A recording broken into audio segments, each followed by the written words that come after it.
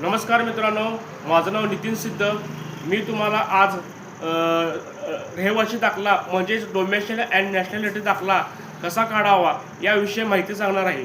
आणि त्यासाठी काय काय कागदपत्रे लागतात. रहिवासी दाखला म्हणजेच डोमेस्टिक अँड नॅशनॅलिटी म्हणजेच तुम्ही भारतीय नागरिक आहात याचा तो पुरावा असतो. हा दाखला तुम्ही एकदा काढला की तुम्हाला 15 वर्षे काढावा लागत नाही.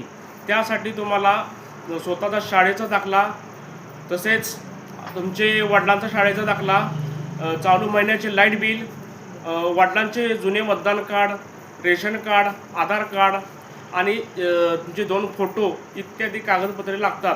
त्यानंतर तुम्ही संबंधित तहसीलदार कार्यालयामध्ये जाऊन तिथे असलेला छापील अर्ज भरून तो सबमिट करावा. तो जमा केल्यानंतर तुम्हाला 1 महिन्यामध्ये किंवा 15 दिवसांमध्ये तो दाखला मिळतो.